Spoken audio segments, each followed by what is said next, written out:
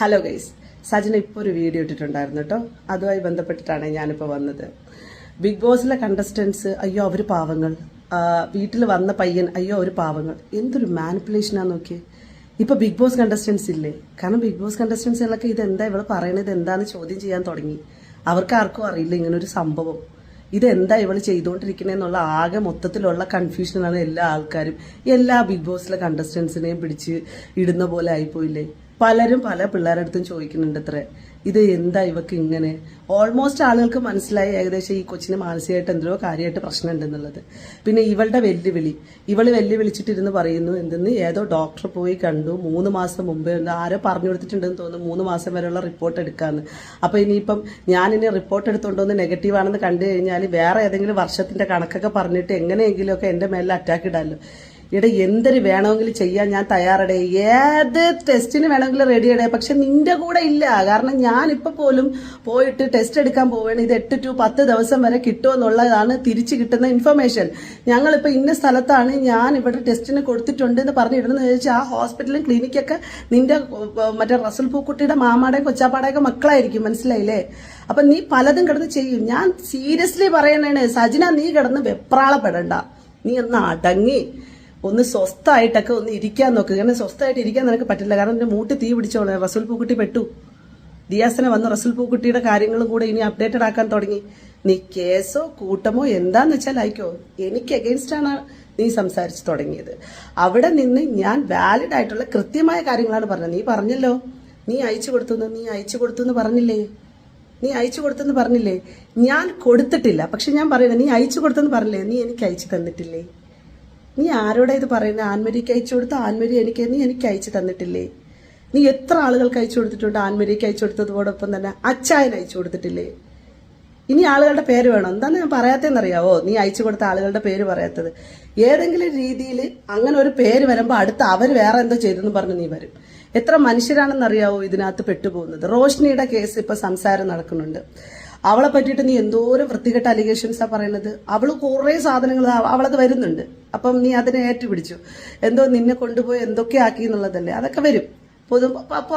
പുറകിൽ തന്നെ വന്നോളൂ. അതൊക്കെ അവര് നോക്കിക്കോളൂ. എനിക്കറിയില്ല ഈ ആൾക്കാരെ പോലും, നിന്റെ കാറ്റഗറി പോലും എനിക്കറിയില്ലായിരുന്നു. ഞാൻ ഒരു വിഷയം വരുമ്പോഴത്തേക്ക് ഓരോരുത്തരുടെ വരും. ഇന്നലെ ഒരു കൊച്ച് ഇൻബോക്സിൽ വന്ന് പറഞ്ഞു ദുബായിൽ പോയ സമയത്ത് അവരുടെ കൊളാബറേഷൻ ചെയ്യാമെന്ന് പറഞ്ഞ് ഏതോ ബ്യൂട്ടി പാർലർ ആരെ പറ്റിച്ചു എന്ന്.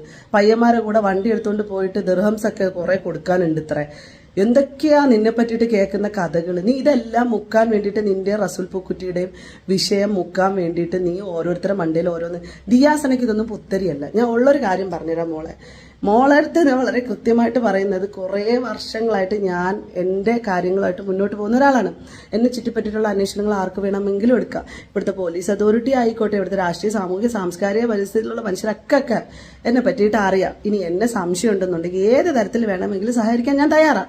എന്റെ കയ്യിൽ നിന്ന് 1 രൂപ പോലും മുടക്കൂല എന്ന് പറഞ്ഞതിന്റെ റീസൺ പോലും 5000 മുതൽ 10000 രൂപ വരെയൊക്കെ ഈ ടെസ്റ്റിനോ അതും ഇതിനൊക്കെ റിപ്പോർട്ടിന് ആവുമെന്ന് വിചാരിച്ചിട്ട് ഇനി അത് വേണമെങ്കിലും മുടക്കിയിട്ടും എനിക്കത് ചെയ്യുന്നതിൽ ഒരു പ്രശ്നമില്ല. പക്ഷേ നീ വെല്ലുവിളിക്കുന്ന രീതികളും നിന്റെ ഫ്രസ്ട്രേഷനും നിന്റെ ആക്രാന്തവും നിന്റെ വെപ്രാളവും ഒക്കെ ഉണ്ടല്ലോ, നിന്റെ റസൂൽ പൂക്കുറ്റിയെ നിന്നെ സംരക്ഷിക്കാനുള്ള കവചമാണെന്നുണ്ടെന്നുണ്ടെങ്കിൽ നീ ഇനി 10 പേരെ ഇട്ട് കൊടുത്താലും ശരി എന്നെ സജിന നൂറെ ദിയാസന പറയാണ്. ഒരു ചുക്ക് സംഭവിക്കൂല. ഇതവിടെ കല്ല് പോലെ ഇരിപ്പുണ്ട്. മെനിഞ്ഞാന്ന് നിന്റെ ആരോപണം കൊണ്ട് ഞാൻ ഫേസ് ചെയ്തത് 24 hours. എനിക്കിനി പേടിയില്ല. No issue. ഓക്കെ, ആളുകൾക്ക് തട്ടിക്കളിക്കാനൊരു യന്ത്രം കൂടിയാണെന്നുള്ളത് ഞാൻ മനസ്സിലാക്കി. എല്ലാവർക്കും കണ്ടന്റ് മതി, അതുമായിട്ട് അവർ മുന്നോട്ട് പോകും. അതുകൊണ്ടിട്ട് നീ ഇനി എന്തായി വന്നാലും വീണ്ടും സജന നൂറെ ദിയാസൻ ഇവിടെ തന്നെ ഉണ്ട്, എന്തിനും തയ്യാറാണ്. പക്ഷെ നിന്റെ റസൽ പൂക്കുട്ടിയുടെ അതോറിറ്റിയിലുള്ള ഒരു ഹോസ്പിറ്റലുകളോ ഒരു ക്ലിനിക്കുകളിലോ ഞാൻ ഉണ്ടാവില്ല. ഓക്കെ, അത് ബന്ധപ്പെട്ട അധികാരികളായി ബന്ധപ്പെട്ട ആരെങ്കിലും വന്ന് അതുമായി ബന്ധപ്പെട്ട് അത്തരത്തിലുള്ള കാര്യങ്ങൾ ചെയ്താൽ ഐ വിൽ ഡു ഉറപ്പായി. പിന്നെ നിന്റെ മാനിപ്പുലേഷൻ എന്താ? നീ എന്താ ഏതോ ഡോക്ടറിന്റെ അടുത്ത് 3 മാസം മുമ്പേന്ന് അത് ഞാൻ പറഞ്ഞായിരുന്നു എന്ന് എനിക്കറിയൂടാ. ഏതോ ഡോക്ടറിന്റെ അടുത്ത് 3 മാസം മുമ്പേ, 10 മാസം മുമ്പേ, 1 വർഷം മുമ്പേ, 1.5 വർഷം മുമ്പേ, 2 വർഷം മുമ്പേ, 5 വർഷം മുമ്പേ, 10 വർഷം മുമ്പേ, നീ എന്തെടുത്താലും ശരി തന്നെ ഞാൻ ആ ചാലഞ്ച് തയ്യാറാണ്. ആ ചാലഞ്ചിന് ഞാൻ തയ്യാറാണ്. പൊന്നും മോളെ ഫാമിലി കോർട്ടിൽ പോയി ഇരിക്കുവല്ലേ, അവിടെ എന്താ കഥ? ഉമ്മ ഉണ്ട്, മക്കളുണ്ട്, അവരെയൊക്കെ പിടിച്ചുകൊണ്ട് പോയി പാവം പിടിച്ച പിള്ളേര്. ഉഫ്, ഞാനതിൻ്റെയൊക്കെ അവസ്ഥ ആലോചിക്കുക. ഞാൻ ശരിക്കും റസൽ പൂക്കുട്ടിയുടെ ഭാര്യയുടെ ഈ പെണ്ണിന്റെ മക്കളുടെ എന്തൊരവസ്ഥയായിരിക്കും ഇവരൊക്കെ അല്ലേ. കഷ്ടം തന്നെ. ആക്ട്രസ് അല്ലേ, പല വികാരങ്ങളും പല എക്സ്പ്രഷനും കാണിക്കുന്നതാണല്ലോ ആക്ട്രസ്. ഇപ്പൊ കരഞ്ഞതല്ല, കരച്ചിലൊക്കെ സച്ചിനങ്ങ് നീക്കി വെച്ചിരിക്കുക.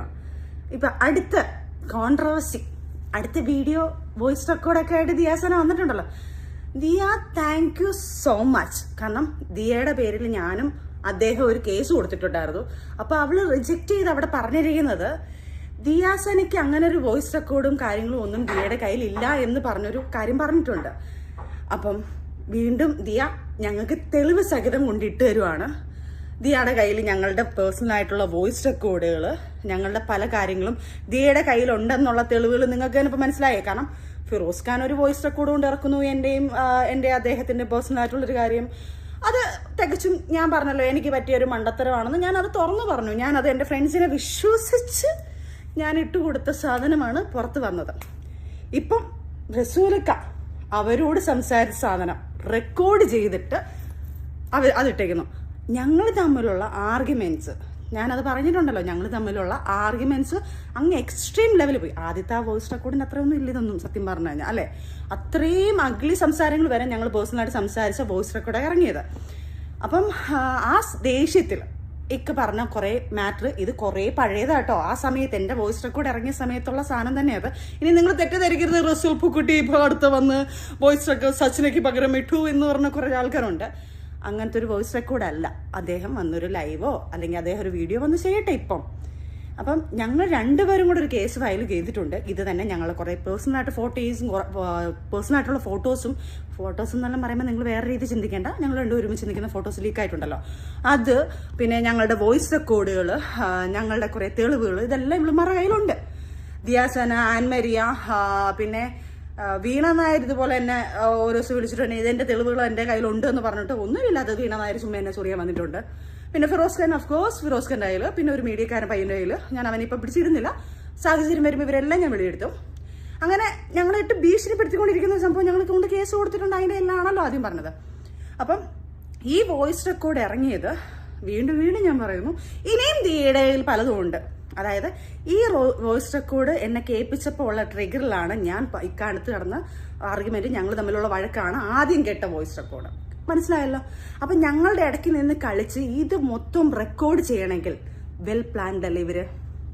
അതായത് നെക്സ്റ്റ് ഞങ്ങളെ ഭീഷണിപ്പെടുത്താനോ അല്ലെങ്കിൽ ഞങ്ങളെ ഇത് പറഞ്ഞുകൊണ്ട് ഭീഷണിപ്പെടുത്തിയിട്ടോ അല്ലെങ്കിൽ ഇതുപോലെ ഞങ്ങളെ ഇതിനകത്ത് ആക്കണമെങ്കിൽ ഇവർക്ക് ഞങ്ങളുടെ തക്കതായ വാശിയുണ്ടല്ലോ, ദേഷ്യമുണ്ടല്ലോ. അതിനുള്ള കാരണമാണ് ഞാൻ വീണ്ടും പറയുന്നത്. അവരടുത്തൊന്നും അല്ല, എൻ്റെ അടുത്ത് ഞാൻ ഈ പറഞ്ഞ സാധനങ്ങളെല്ലാം തർക്കിച്ചതും എൻ്റെ വീട്ടിൽ അതൊന്നും വന്ന് ചെയ്യാൻ പാടില്ല എന്ന് പറഞ്ഞ ഇല്ലീഗൽ സാധനങ്ങളെല്ലാം പറഞ്ഞ എൻ്റെ ദിയയ്ക്കുള്ള കേന്ദ്രി ദിയാണ് ഇവരെല്ലാം ഇളക്കി ഇതുണ്ടാക്കി കൊണ്ട് വന്നിട്ടുള്ളത്. അപ്പം വേറെ ഒന്നുമല്ല, ഇത് നേരത്തെ പറഞ്ഞതിലപ്പുറം ഒന്നും എനിക്കിത് ഈ വീഡിയോക്ക് അത് എക്സ്പ്ലനേഷൻ പറയാനേ ഇല്ല. പിന്നെ ദിയ, നീ ഇനി പല വോയിസ് റെക്കോർഡ് കൊണ്ടുവരും. കാരണം എന്തിനാ? ദിയയുടെ MDMന്റെ കാര്യം മറയ്ക്കാൻ വേണ്ടിയിട്ട്. ഇപ്പോൾ ഞാൻ പറയുന്നു ദിയ, നീ എത്ര വോയിസ് റെക്കോർഡ് കൊണ്ടുവന്നാലും സബ്ജക്റ്റ് മാറ്റണ്ട. നീ ഇപ്പൊ വെല്ലുവിളിച്ചു എന്ന് പറഞ്ഞല്ലോ, എവിടെ ഏതൊക്കെയോ വീഡിയോ ഞാനൊന്നും കാണാനില്ല, കാരണം ഇച്ചിരി ബിസി ആയിപ്പോയി. അപ്പം ദിയ എവിടേക്കോ പറഞ്ഞു എന്ന് പറഞ്ഞു, അവള് വരാം, ചെക്ക് ചെയ്യാൻ വരാന്ന് പറഞ്ഞു. എന്റെ ദിയ, ഇത് ഞാൻ നാട്ടുകാരെ കേൾപ്പിക്കാനല്ല ഇത് പറയുന്നത്. ദിയ, നിന്നെ മനസ്സിലാക്കാൻ, നീ ഏതൊക്കെ രീതി മൂവ് ചെയ്യുന്നുണ്ടെന്നുള്ളത് ഞാൻ അറിയുന്നു എന്നുള്ള തെളിവാണ്. 2 ദിവസം മുന്നേ ദിയ ഏതൊരു ഡോക്ടറെ വിളിച്ചിട്ട് 3 മാസം മുന്നേ ഒരു സാധനം ഇങ്ങനെ നടന്നത്, അത് ബോഡി കാണുമോ, ചെക്കപ്പ് ചെയ്ത് ഞാൻ കാണുമോ എന്നൊരു കാര്യം ചോദിച്ചത്, അത് എൻ്റെ കയ്യിലെത്തിയിട്ടുണ്ട് ദിയ. അത് ഇതിപ്പം നാട്ടുകാരെ കേൾപ്പിക്കാനോ നിങ്ങളൊക്കെ പറഞ്ഞു കേൾപ്പിക്കാനല്ല, ദിയയ്ക്ക് മനസ്സിലാക്കാൻ ഞാൻ അതുവരെ ഇവിടെ അറിയുന്നുണ്ട്. അപ്പം ദിയയുടെ വ്യക്തമായിട്ട് പറയുക, ദിയാസന 3 മാസം മുന്നേ അല്ല, ഫെബ്രുവരി 15-ാം തീയതി 12-നും 12:30-ക്കും 1 മണിക്ക് ഇടയ്ക്കാണ് നീ ഈ സാധനങ്ങൾ ചെയ്തിരിക്കുന്നത്. വ്യക്തമാക്കി. ഇനി ഏതെങ്കിലും ഡോക്ടറിനെ വിളിച്ച് നോക്കുമ്പോൾ ഈ ഡേറ്റ് പറഞ്ഞിട്ട് വേണം ചോദിക്കാൻ. എൻ്റെ മോളെ, ഒരു 3-4 വർഷം എൻ്റെ അറിവിൽ ഞാൻ ചോദിച്ചത് 3-5 വർഷം 6 വർഷം എത്ര വർഷം ഇത് കാണും, ഹെയറിൽ ഇത് ചെക്ക് ചെയ്താൽ ഉണ്ടാവും എന്ന് പറയുന്നുണ്ട്. ബ്ലഡ് ടെസ്റ്റ് ചെയ്താൽ 1 വർഷത്തിനകത്ത് ഈ കാര്യങ്ങൾ അറിയാൻ പറ്റുമെന്നും പറയുന്നുണ്ട്. അപ്പം ഈ സാധനം പുള്ളിയിൽ നിന്ന് പോത്തില്ല മോളെ ഇത് ഉപയോഗിച്ച് കഴിഞ്ഞാൽ. നീ അതുകൊണ്ട് ടെസ്റ്റ് ചെയ്യാന്ന് പറഞ്ഞത് കൊണ്ട് എവിടെയാണ് വരേണ്ടത്? സജന ചേച്ചിയും വരാം, സജന ചേച്ചിയുടെ ബ്ലഡും ടെസ്റ്റ് ചെയ്യണ്ടേ, അല്ലെങ്കിൽ ഹെയർ എടുത്ത് ചെക്ക് ചെയ്യണ്ടേ? അപ്പം നമുക്ക് എല്ലാവർക്കും കൂടെ ഒരുമിച്ചിരുന്ന് ടെസ്റ്റ് ചെയ്യാം ഉടനെ തന്നെ. ഈ പറഞ്ഞ വാക്ക് മാത്രം പറഞ്ഞിട്ട് കാര്യമില്ല. എടി വീണ്ടും വീണ്ടും വീണ്ടും ഞാൻ പറയുക, നീ വന്ന് ടെസ്റ്റ് ചെയ്തില്ലെങ്കിൽ മോളെ ഞാൻ നിന്നെ മരണം വരെ വെറുതെ വിടത്തില്ല. നീ ചെയ്തിട്ടില്ല എന്ന് പറയുമ്പം നിന്റെ കൂടെ നിന്ന ആ പയ്യനും നീയും കൂടെയാണ് ചെയ്തത്. ആ പയ്യനെ ഞാൻ വിളിച്ചിരുന്നില്ല അതിനകത്ത്. പിന്നെ ബിഗ് ബോസ് താരങ്ങൾ 2 പേര് അവരും ഇത് സാക്ഷിയാണ്. അവരെയും നിർബന്ധിച്ചതാണ് നീ. എന്റെ മക്കള് സത്യം അവർ കഴിച്ചിട്ടില്ല, അവരും ചെയ്തിട്ടില്ല ഇത്. പക്ഷെ ഇവള് നിർബന്ധിച്ചപ്പം അവരത് പറഞ്ഞു, എല്ലാം ഞങ്ങൾ ഇതെല്ലാം നിർത്തിയിട്ട് കുറെ കാലമായെന്ന് അവർ പറഞ്ഞത്. അപ്പം ദിയാസന ഇത് പറഞ്ഞില്ലേ, അവരുടെ മനസ്സിലുണ്ടല്ലോ ഇവൾ ഇത്ര വലിയ കള്ളിയാണെന്നുള്ളത്. പിന്നെ നീ പറഞ്ഞത് നീ ആണെങ്കിൽ നീ ഈ സാധനത്ത് നീ ചെയ്തില്ലെങ്കിൽ നീ ടെസ്റ്റ് ചെയ്യാൻ വേണ്ടി അവിടെ നിന്നിട്ട് ഞാൻ ഇപ്പൊ ചെയ്ത് കാണിക്കും എന്ന് പറയുന്ന ഒരാൾ എന്തുകൊണ്ട് ചെയ്യുന്നില്ല? വാ ടെസ്റ്റ് ചെയ്ത് കാണിക്കും മോളെ. നീ ആരാണെന്ന് തെളിയിക്കും മോളെ. രോഗം നിന്നെ ഒരുത്തെ പിടിച്ചാ എത്ര പേരിനകത്ത് തൂങ്ങുന്നറിയോ? അതുകൊണ്ട് നിന്നെ സപ്പോർട്ട് ചെയ്യാൻ ഒത്തിരി പേര് കാണും. സർ എല്ലാവർക്കും ഞാനൊരു കാര്യം പറയുക, ഇവളുടെ കോൾ റെക്കോർഡും അവളെ കോൾ ലിസ്റ്റും എടുക്കണം. അതിലെടുത്തു കഴിഞ്ഞാൽ ഇതിനകത്തുള്ള മാഫിയകളെല്ലാം വെളി വരും. കാരണം ഇവള് കോൾ വിളിക്കുന്നതും ഇവള് കച്ചവടം ചെയ്യുന്ന എല്ലാത്തിന്റെ ആൾക്കാരുടെ റെക്കോർഡ്സും കാര്യങ്ങളും ഇവളെ കോൾ ലിസ്റ്റ് എടുത്തിട്ട് അവരെ ഫോളോ ചെയ്താൽ ഞാൻ കറക്റ്റായിട്ട് കിട്ടും. അതുകൊണ്ട് അതും ഈ പറയുന്ന നിയമ നടപടികൾ എടുക്കുന്ന ആൾക്കാരെ തീർച്ചയായിട്ടും എടുക്കണം. അപ്പൊ അടുത്ത വീഡിയോ ആയിട്ട് സജന വീണ്ടും വരുന്നതായിരിക്കും, അടുത്ത വോയിസ് കേൾക്കാനും. Okay, bye bye.